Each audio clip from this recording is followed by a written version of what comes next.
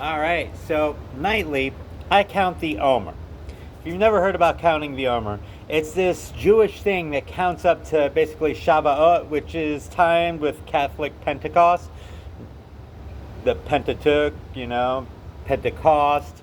It's all Catholic and Hebrew combined. But it's a way to spiritually purify yourself and intentionally do a prayer every night, a slightly different prayer for 49 days up until Pentecost. And at that time, you're supposed to climb to the top of a mountain, pray to God, and all of this stuff. Or, make a sacrifice, but can't make any sacrifices, thanks to Isaiah. So right now, I'm going to do the Pentecost prayer. Not the Pentecost, but the Shavuot, the counting of the Omer. And so tonight is day 21, 29 days until Shavuot, Wednesday 4/22, 2026, completing week 3, Majesty within Beauty. Blessed is the Lord our God, ruler of all space and time, who made us holy through commandments and commanded us to count the Omer. Today is 21 days, which is 3 weeks of the Omer, Majesty within Beauty. Malchut Sheb Tiferet. Baruch atah Adonai Eloheinu melech haolam, asher kitshanu b'mitzvotav v'tzivanu al sefirat ha'omer, hayom echad v'esrim yom sheheim shlosha shavuot ba'omer, malchut shevet tiferet.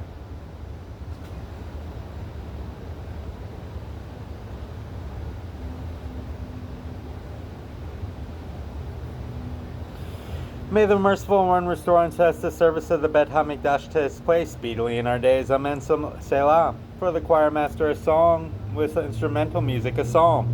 May God be gracious to us and bless us. May he make his countenance shine on earth upon us forever. That your way be known on earth, your salvation among all the nations. The nations will extol the Lord our God. All the nations will extol the Lord our God. The nations will rejoice and sing for joy, for the Lord our God will judge the peoples justly and guide the nations on earth forever. The peoples will extol the Lord our God, all the peoples will extol the Lord our God, for earth will have yielded its produce, and God our God will bless us. God will bless us in all. From the farthest corners of the earth we shall fear him. We implore the Lord our God, by the great power of your right hand, release the captive, accept the prayer of your people, strengthen us, purify us, awesome one, mighty one. We beseech the Lord our God, guard as the apple of the eye those who seek your oneness. Bless them, cleanse them, bestow upon them forever your merciful righteousness. Powerful Holy One, in your abounding goodness, guide your congregation. Only an exalted one turn to your people who are mindful of your holiness. Accept our supplication and hear our cry. You who knows secret thoughts. Blessed be the name of the glory of his kingdom forever and ever. Master of the universe, the Lord our God has commanded us through Moses his servant to count Sefirat HaOmer in order to purify us from our evil and uncleanness. As the Lord our God has written in his Torah, you shall count for yourselves from the day following the day of rest, from the day on which you bring the Omer as a wave offering. The counting shall be for 7 full weeks. Until the day following the 7th week shall you count 50 days, so that the souls of your people Israel may be cleansed from their defilement.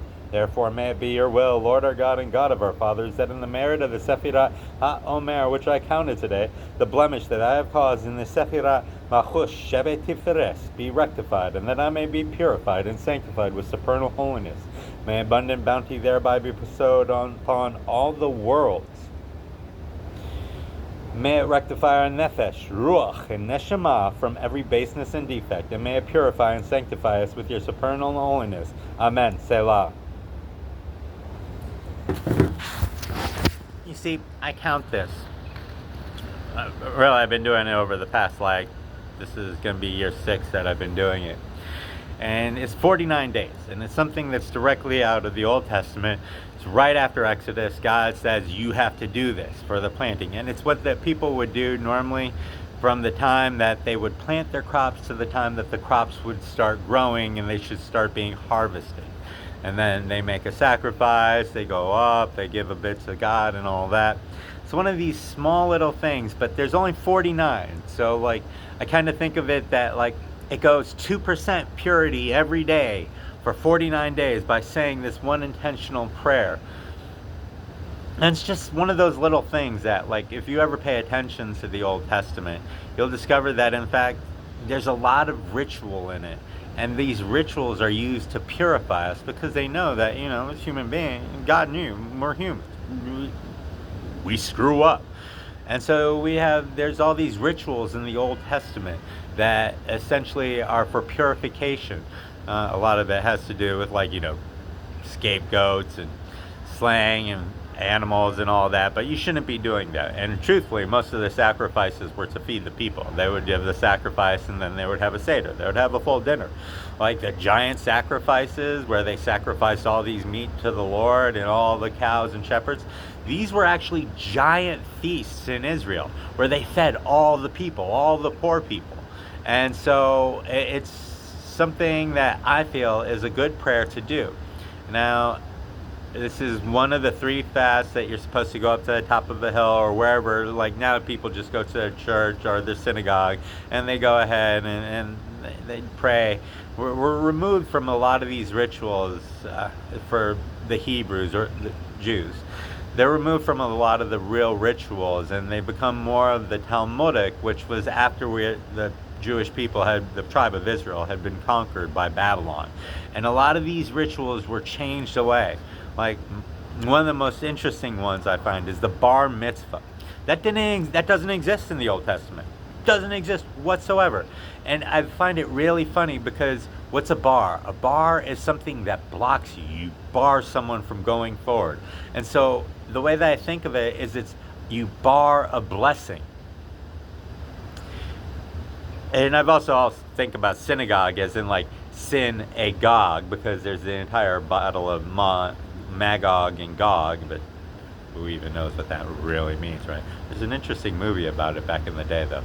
Magog and Gog were 2 robots, and they had to go to battle at each other. I'll look it up. It's a really crazy movie, but it's like this scenario where they bring it to the end of the world. But anyways, I've always found it really fascinating that all these Wiccans and all these wannabe witches have always figured out all these crazy ceremonies, and they never read the Old Testament.